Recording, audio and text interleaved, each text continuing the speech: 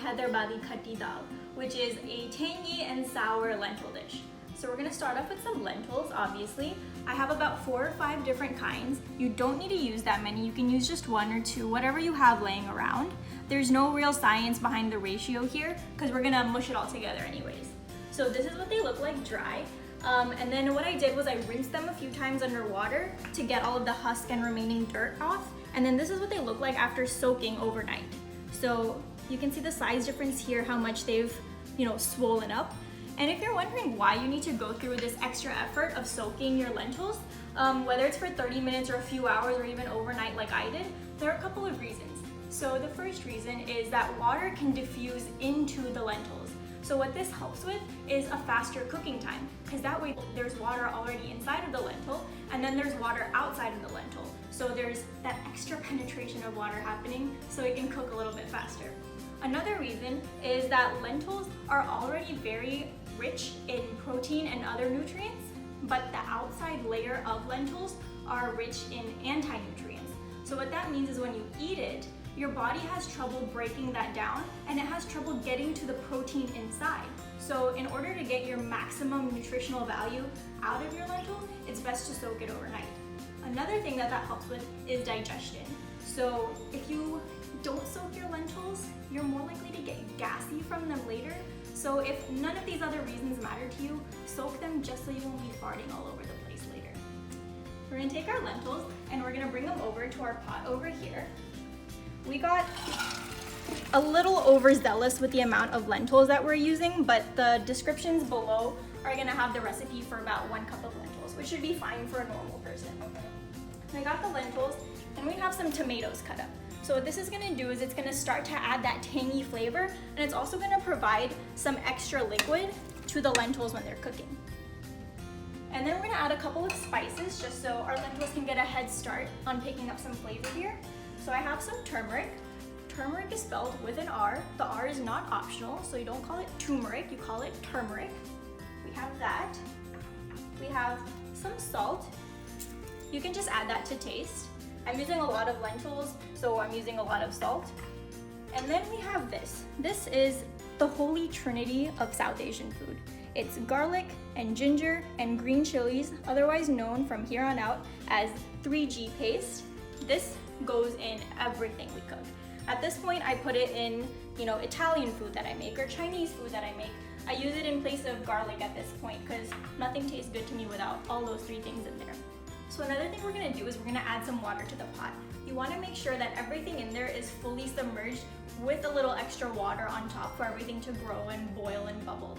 So you can add extra, that's okay, but don't add too little because then you run the chance of everything burning later. So I'm gonna add this water in. And then we're gonna leave everything to boil for a while. I'm using a pressure cooker. You can just use a big pot if you have one. There are advantages to that as well, because that way you can keep checking on your lentils and know exactly when everything is done. Pressure cookers do make the process a little bit faster, but it's also kind of a blind process as well because you can't open the pot while it's cooking. So I'll meet you back when my lentils are nice and soft and mushy, and then we'll go from there. So our lentils and our tomatoes have become nice and soft and mushy after cooking for like 15 to 20 minutes. That was actually super fast for lentils because we went through the effort of soaking them last night. So now what we're gonna do is we're gonna take a stick blender or immersion blender, whatever you wanna call it, and blend everything up so it's nice and soupy. If you don't have one of these, then you can just stick it in a regular blender, it's fine.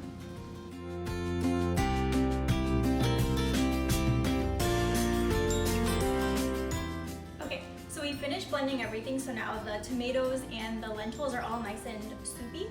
So what we're gonna do now is gonna add the rest of our vegetables and ingredients. So here I have 2 zucchini squash chopped up. You don't have to use the vegetable, but I'm choosing to because I had some laying around anyway. This dish is just fine as it is. So I have that going. And my heat is on, by the way, and I'm adding the zucchini squash early so that it has time to get nice and soft throughout the process. The next thing we're gonna add is some tamarind. So there are a couple ways to get this. You can take fresh tamarind and soak it in hot water and kind of squeeze the pulp out.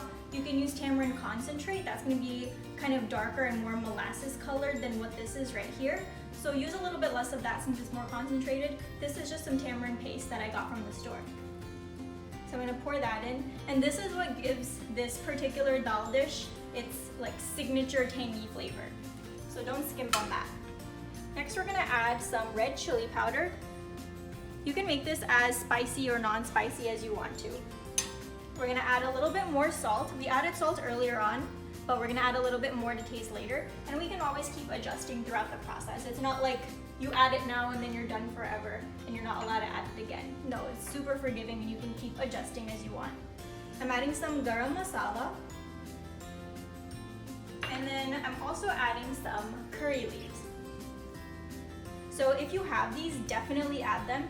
If not, it's totally fine, but these have a very unique and irreplaceable flavor that you don't want to miss. Lastly, what I'm gonna add before letting this go for a while is some slit serrano chili. You can use serrano, you can use jalapeno, you can even use little Thai chilies and just cut them down the middle. The reason that I'm leaving them like this instead of dicing it all up is it allows more control of the spice.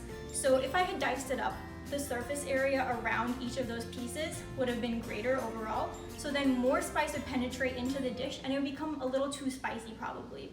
So the reason we're splitting it like this is less spice can penetrate slowly into the dish, and then that way when you're eating it, you have control over how much spice you want. So you can kind of push this off to the side of your plate and not have like extra spice added, or if you do like spicy, you can kind of mash it into your dish because by that point they'll be all nice and soft, so you can kind of go whichever way you want. So I'm adding those in right there. Now I'm gonna give this a mix and I'll let this go for a while until my squash is nice and cooked. And I'm gonna keep giving it a taste throughout just to see how things are going. So if I feel like there's a little less salt, I'll add some more salt. If I feel like it's not spicy enough, I'll add some more chili powder. If I feel like it's getting too dry, I'll add some more water. This dish is super easy, super great for beginners who are just learning how to cook. It's very forgiving.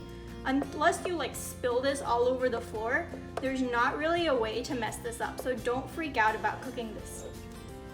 So this has been cooking for like 30 to 40 minutes on low. This gave it a really good chance for all of the spices to like commingle with each other, and it's at the consistency which I like. If it's not where you want it to be, then you can let the water burn off a little bit more, or you can add some water just depending on what is up to your taste. I tasted this a few times and I added a little bit of salt or a little bit of chili powder just depending on how it was feeling at the moment, but I think we're in a really good place. So I'm going to take it out and then we'll meet here for the next step. Okay, so the dal is done and you can leave it there if you want to, but there's an extra special step that makes everything taste a whole lot better, and that's the tadka. So what essentially that is just taking some fat, whether it's ghee or it's a type of oil, and then you add some spices to it, and it makes the flavor of that so much more rich. You pour it right over top of your food right before you're about to eat it, and it just transforms the entire dish. So spices are huge in South Asian cooking, but how you use the spices can change the flavor of your dish every single time. So even when we put spices into the dal when we were making it, adding some of this into the tadka and spooning it over top is just gonna elevate it, and it's gonna give it a more crisp, fresh taste of the spices as opposed to kind of the integrated flavor that we have in the dal also. So we're kind of building those layers here. So for the tadka, what you want is the tiniest little pot or pan that you can find in your house. And what we're gonna do, we have this heating up on a low heat. We don't want to start off too high with the heat here because it's very easy for the stuff we're about to add to burn. And once it burns, we can't really go back from there. So start off with a low heat, it's totally fine. We have some oil here. And so you want to use a neutral flavored oil. So that means like a canola or a vegetable oil. Do not go using olive oil with South Asian cooking. There's a reason olives are not in South Asian meals. It's because they don't taste right with the food. So use something neutral. Don't try to get all fancy schmancy and use olives. That's weird. Okay, so once the oil heats up, we're gonna add a couple of spices here. So what we have going for us is some mustard seeds, some cumin seeds. This is our ginger chili garlic paste again. You can just add some sliced up garlic if that's all you have. We have some red pepper flakes. You can use this or you can use a whole dried red pepper if you want. And then we also have these curry leaves again. So adding a combination of all of these into the oil is gonna give us that magical extra layer of topping that we want. So the oil feels just about right. So I'm gonna go in first with the mustard and the cumin seeds. And what you want is for them to start spluttering. So right now they're pretty tame, but they're gonna start dancing around pretty soon. Okay, so we're beginning to see things kind of start dancing around in there, which means we're ready for our next step. So I'm gonna add some of this ginger chili garlic paste, and from this point forward, we wanna move kind of fast, because again, we're not trying to make anything burn here. And the tadka is always like this really quick, like 1 minute thing that you do at the end. We have our red chili flakes going in.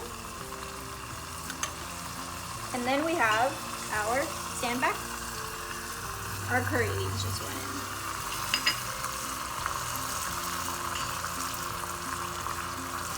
Give this all a nice little stir. And immediately you get to smell every single thing that we put in there. Perfect. So I'm gonna turn off my heat.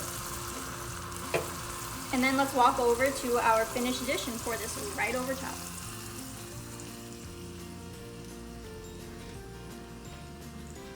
So here's our finished dal, and we're gonna go on with the tadka.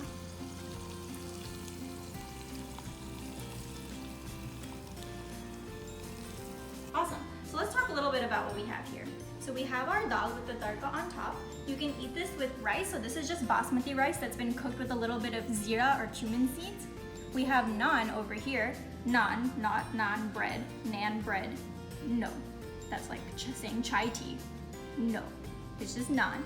Then we have some kachumber. You can also call this like an onion salad, I've seen it as, or like an onion relish. So this is just a nice accompaniment with a lot of the food that we eat. It adds like an element of crunch. You've got some onions, you have some tomatoes, you have a little bit of pepper diced up, and then you mix it together with a little bit of vinegar to kind of pull out that harsh taste of the onions, and it goes along really well with most food.